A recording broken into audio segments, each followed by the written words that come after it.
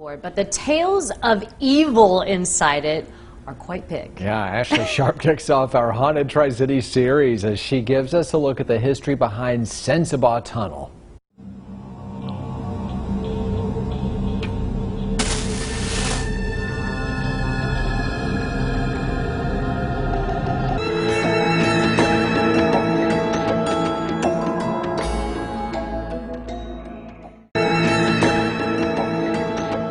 I'm a Sensabaugh. I was born here. My father was born here. His father, I think, settled here, Charlie. And we have actually been here for as long as I can remember. Local legend takes us back to the 1900s and Edward Sensabaugh.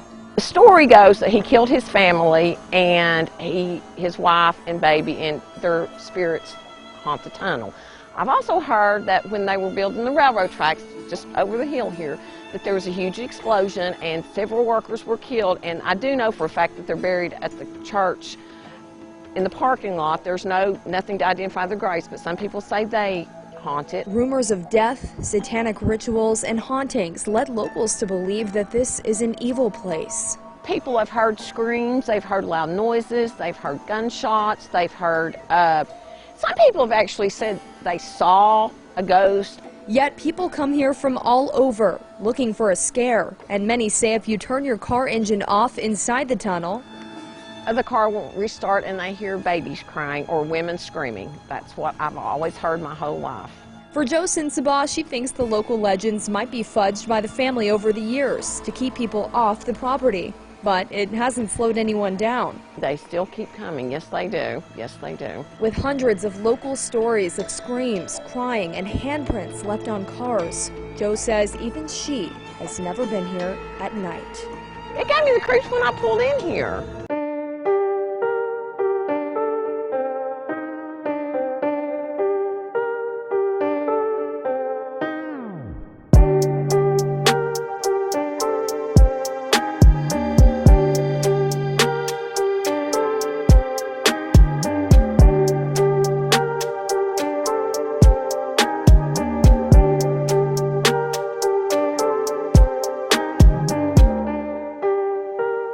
Chattanooga is the fourth largest city in the state of Tennessee.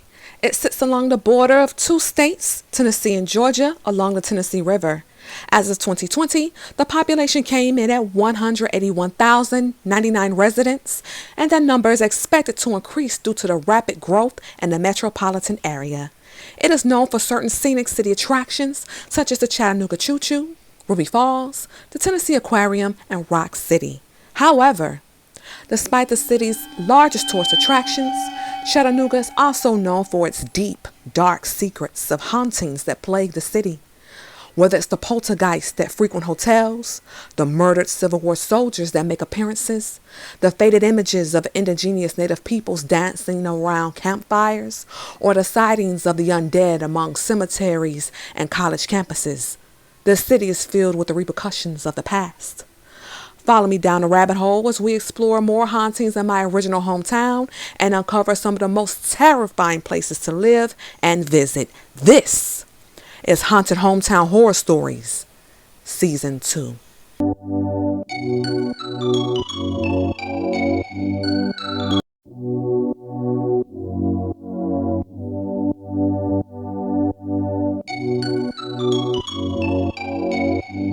Want to hear another ghost story? Have a seat. I have another one for you. The next haunted place that we will discuss is located in Kingsport, Tennessee, which is about 210 miles away from Chattanooga, Tennessee. So it's fair game. It is about a 3-hour drive away from the scenic city, depending on traffic conditions and weather. The Sensabaugh Tunnel. Yes, Sensabaugh, okay? That's what Alexa and Google said, Sensabaugh. So that's what we're going to say throughout this video. Don't come for me, come for your mama. The Sensabaugh Tunnel in Kingsport, Tennessee is one of the most popular places in the city due to its popular urban legends and paranormal activity. It is cited to be one of the most terrifying places in the state of Tennessee and the most haunted tunnel on planet Earth. In addition to the murders that are stated to have taken place there, it is also said that satanic rituals occur there as well. Locals also reported sighting demonic ghosts in the area, car engines stopping inside of the tunnel, and the screams of women and a baby being heard from the tunnel. So let's get into some of that history. The Sensabaugh Tunnel is located in Hauntings County in North Kingsport, Tennessee, near the Virginia state border by Big Elm Road. The tunnel itself is connected to the paved Sensabaugh Hollow Road. There are multiple stories that depict the origins of the horror story of the tunnel. The Sensabaugh Tunnel was built in the 1920s and was named for the man that owned the land, Edward Sensabaugh. Now, in the first story, Edward let a homeless man into his house as a charitable act. However, things went awry when the hobo tried to steal jewelry from his host. As a result, Edward confronted the thief with his gun, but the crook grabbed Edward's infant daughter and used her as a human shield, just like Nino Brown did in New Jack City. You've all seen that movie. It's on BET all the time. If you haven't seen New Jack City, let me run this down for you real quick. So, New Jack City is a film that came out like 91. It's based on the crack epidemic drug lord Nino Brown and his crew. They are going back and forth with like the Italian mafia, which I believe was their former drug supplier. So it's a lot of haywire and shootouts throughout the entire film. A lot of get back. I shoot you, you shoot me. A lot of horrible violence going on between the two crews, right? So Nino Brown has become like the hottest thing in the city. He took over an entire housing authority project. He even has the local community pastor in his pocket, which you see in a later scene in the movie. But at the height of the film is actually the wedding shootout that occurs at his house, his big pretty mansion. And he's actually hosting the pastor's daughter's wedding at his house. Can you believe that? Anyway, so with all this violence that has been leading up to this moment, they show these little girls. One of them is trying to get the cake topper off of the cake while the pastor's giving that last little speech at the reception, and she looks like a flower girl. So basically the reception's going on, it's laughing, it's dancing, everybody's outside. It's a beautiful sunny day. They got Keith Sweat out there, and you know he's out there begging and whining and singing and humping it around, and everybody loves it. You know, it's a great time. So eventually as the scene progresses, you know, everybody's tired, they full, they hot, they already got them clothes, they feet hurting, everybody's starting to, you know, slowly but surely peel away. Everybody's leaving. Then they show different scenes of certain people packing up, putting up tables, folding up chairs. Everybody's just getting ready to book out, right? So then they cut to the scene of those little flower girls. You know, the one that got the cake topper, her and her mother, and I believe the other little flower girl's probably her sister. So they're all going down the steps. You know, people are talking smack, and you know, people are getting out. Everybody's just leaving, right? You know what the end of a wedding reception look like. So as everybody's filing out, the little girl drops that cake topper on the steps. She goes back to get it, and Nino sees it. He squats down, he picks it up. She runs up to him. She's like, "Thank you, mister." Hee hee hee. And so he's smiling like this one good deed is going to keep him out of hell. And so as he's about to hand her the cake topper, he looks over to that van that's been packing up, and he realizes that it's not, you know, the help at all. It's actually hitmen from the Italian mobsters. So as he gazes over that little girl's shoulder, the mobster pulls out the yapper. He aims it at Nino. Nino takes off. Then he doubles back. He picks up the little girl. He strategically places her in front of his person to shield him from the gunfire. Then he drops her and 007s across this table and leaving the little girl helpless. Her daddy was trying to save her. He got shot up real bad. It was awful. But the little girl didn't make it. A young Ice-T, not the old man from Law and Order, a young Ice-T. He got a pass, y'all. And in this pass, he was actually an undercover detective that was trying to bring down Nino Brown. So he saved the little girl, got her out of safety. She's good. Got her to safety and she's good. And so I'm thinking maybe Nino heard about this story, because the same way he grabbed that little girl and used her as a shield is exactly what this hobo did when he grabbed Edward Sensabaugh's daughter. And this, not only did he use her as a human shield, he ran out the door. Okay, he ran out the door with that little baby to not get shot, obviously, by Edward. So he runs out the house. So obviously Edward runs after him, and he notices after a while he doesn't see the guy carrying anything anymore, but he can see the guy still running. There by the tunnel, he saw his baby in the water. So unfortunately, this ungrateful hobo drowned that baby in the water as an escape plan to get out of Edward's grasp. So this ungrateful man, who Edward had a heart to take out of the wilderness and save him from the coyotes and the inclement weather, killed this man's baby all because he wanted to steal some jewelry. It makes you wonder, was he even homeless at all? Terrible, tragic. So moving on. And the second story kind of sounds like a scene out of Amityville Horror.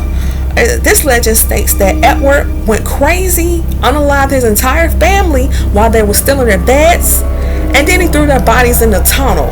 And then he decided to unalive himself in that tunnel as well. Odd.